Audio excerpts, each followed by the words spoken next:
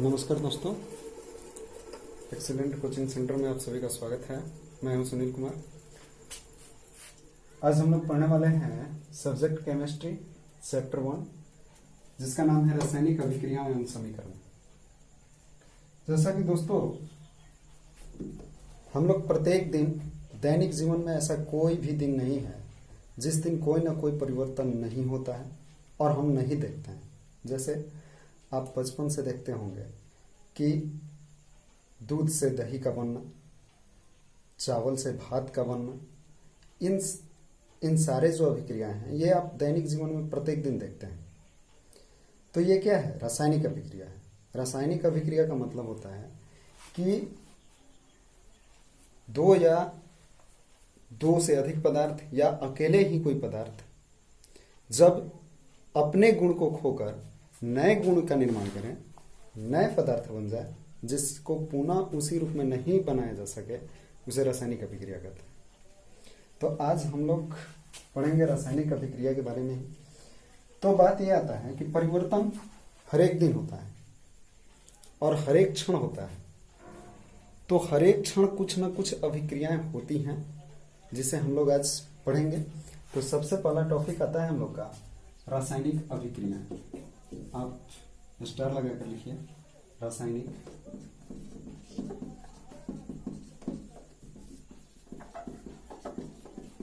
अभिक्रिया। रासायनिक अभिक्रिया किसे कहते हैं? देखिए, जब कोई पदार्थ अकेले ही या किसी अन्य पदार्थ के साथ क्रिया करके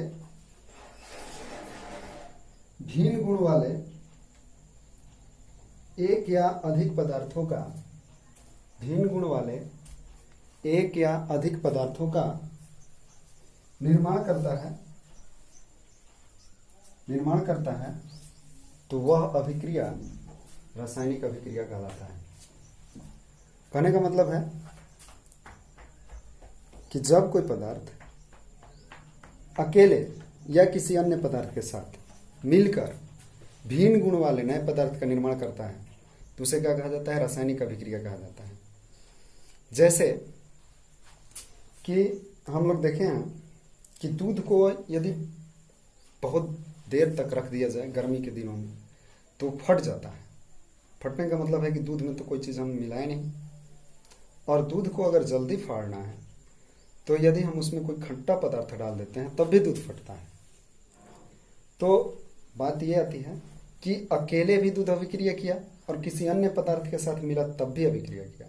तो बहुत सारे ऐसे पदार्थ हैं जो कि अपने आप से ही अभिक्रिया करने लगते हैं, तो वह अभिक्रिया क्या कहलाती है? रासायनिक अभिक्रिया कहलाती है। अब आगे बढ़ते हैं हम लोग। रासायनिक अभिक्रिया को करने के लिए क्या होता है? तो एक तरफ होता है अभिकारक, जिसे कहा जाता है रिएक्टेंट, और इससे बनता है प्रतिफल, जिसे कहा जाता है प्रोडक्ट। तो रासायनिक अभिक्रिया को करने के लिए सबसे पहले होना चाहिए रिएक्टेंट, यानी कि जो पदार्थ अभिक्रिया में भाग लेता है उसे हम क्या कहते हैं? अभिकारक कहते हैं। तो लिखिए, हेडिंग लगाइए और लिखिए अभिकारक। अभिकारक किसे कहते हैं? देखिए, रासायनिक अभिक्रिया में भाग लेने वाले पदार्थ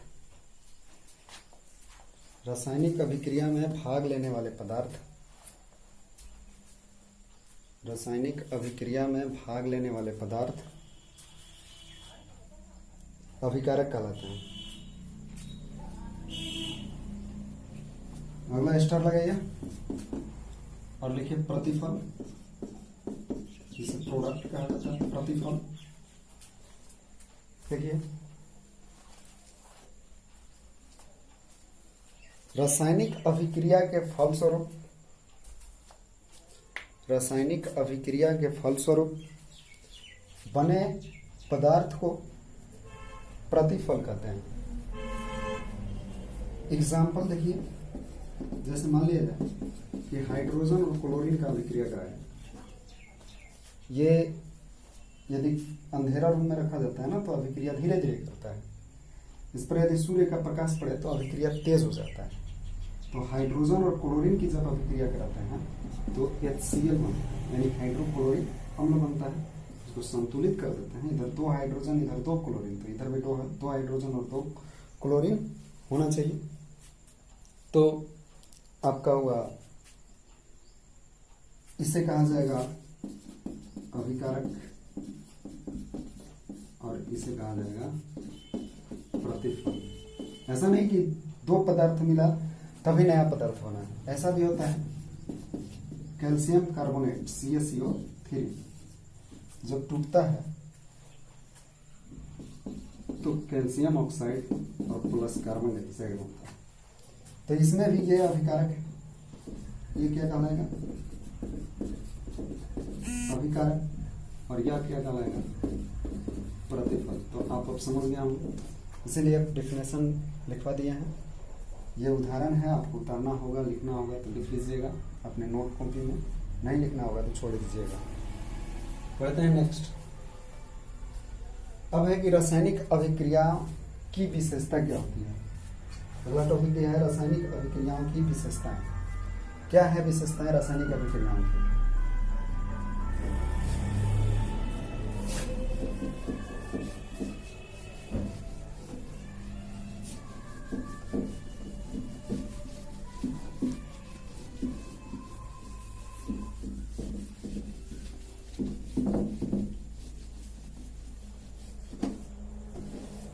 अगला पॉइंट बनता है हम लोग का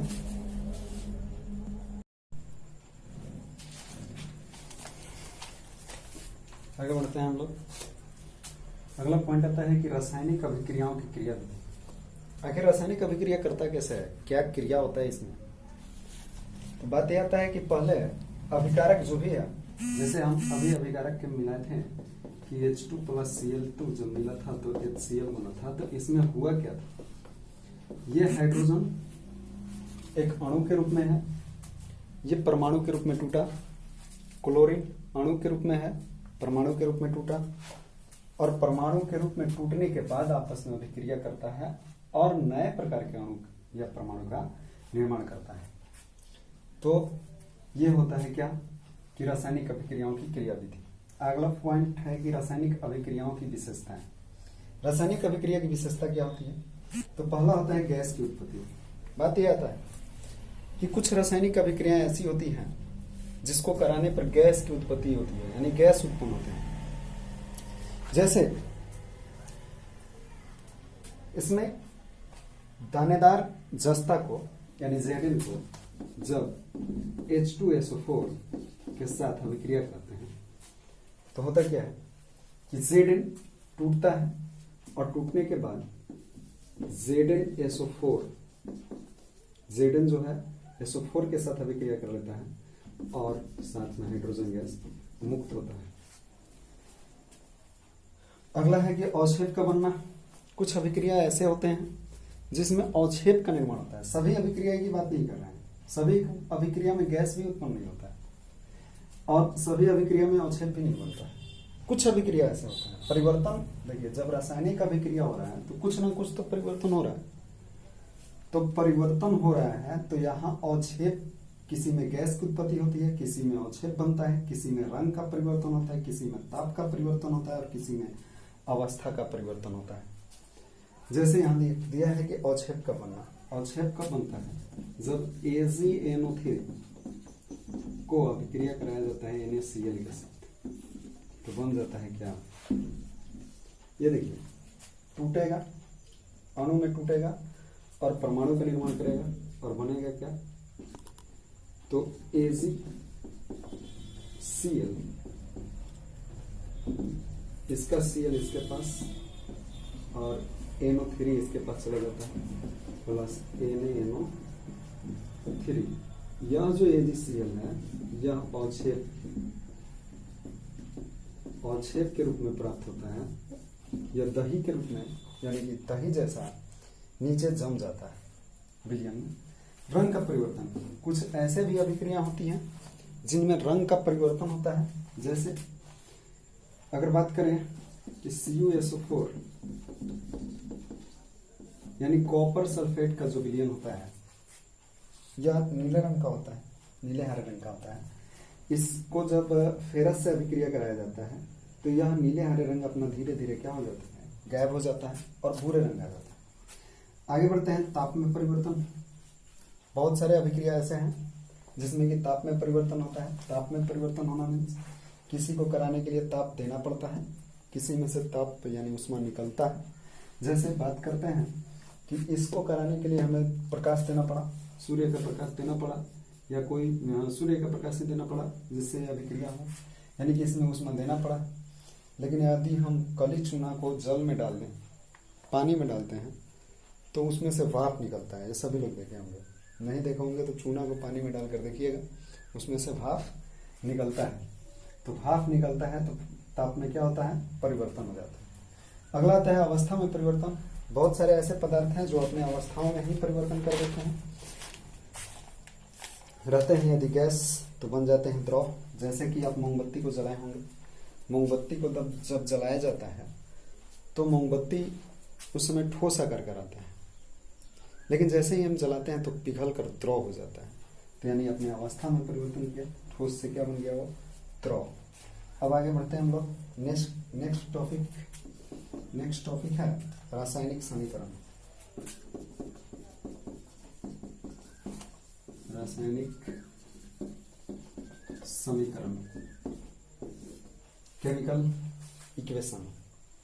रासायनिक समीकरण किसे कहते हैं? VVI है और रासायनिक अभिक्रिया VVI था। तो रासायनिक समीकरण किसे कहते हैं, लिखिए।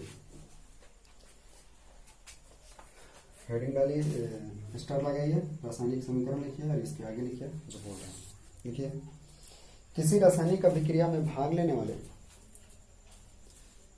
किसी रासायनिक अभिक्रिया में भाग लेने वाले, किसी रासायनिक अभिक्रिया में भाग लेने वाले पदार्थों के संकेतों एवं सूत्रों की सहायता से, पदार्थों के संकेतों एवं सूत्रों की सहायता से उस अभिक्रिया का संक्षिप्त निरूपण, उस अभिक्रिया का संक्षिप्त निरूपण रासायनिक समीकरण कहलाता है। अब देखिए, रासायनिक समीकरण कहने का मतलब क्या हुआ। जैसे कि कहे कि अभिक्रिया में भाग लेने वाले हैं, जो भी पदार्थ अभिक्रिया में भाग ले रहा है उसका संक्षिप्त निरूपण, संकेत के रूप में या सूत्र के रूप में, जिस रूप में आपको लिखना है उसका संक्षिप्त निरूपण जब कर देते हैं तो वही क्या कहलाता है, रासायनिक समीकरण कहलाता है। जैसे हाइड्रोजन और क्लोरीन को ही लेते हैं, अगर इसे संक्षिप्त निरूपण में नहीं लिखा जाता, हाइड्रोजन का यहाँ पे ये बना HCl। अब बताइए, देखिए यहाँ पे रासायनिक समीकरण ये है, कैसे? क्योंकि हाइड्रोजन के बदले में H लिखा गया, यहाँ क्या किया गया, हाइड्रोजन न लिखकर इसके बदले में H लिखा गया, यानी कि हाइड्रोजन का संकेत लिख दिया गया। यहाँ क्लोरीन के बदले में Cl लिखा गया है, Cl2 लिखा गया है, यानी क्लोरीन न लिखकर इसका संकेत Cl2 लिखा गया। तो यहाँ क्या किया गया, संकेतों या सूत्रों के रूप में जब लिखा जाता है। अब यहाँ बनता है हाइड्रोक्लोरिक अम्ल, यहाँ हाइड्रोक्लोरिक अम्ल न लिख करके HCl लिखा गया है। इससे हम समझ सकते हैं कि ये क्या है, हाइड्रोक्लोरिक अम्ल है। ये है आपका हाइड्रोजन, ये है आपका क्लोरीन, ये है आपका हाइड्रोक्लोरिक अम्ल। तो इतना न लिखकर इतना लिख दिया गया, यानी संकेतों और सूत्रों के भाषा में जो लिख दिया गया वही क्या कहलाता है, रासायनिक समीकरण कहलाता है। तो ये आप लोग समझ गए होंगे रासायनिक समीकरण के बारे में।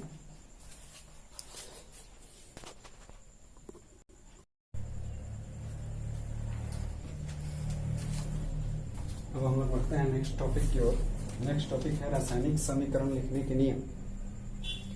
तो रासायनिक समीकरण लिखने के नियम क्या होते हैं, तो पहला, अभिकारकों को उनके संकेतों और सूत्रों के पदों में समीकरण की बाईं ओर लिखा जाता है।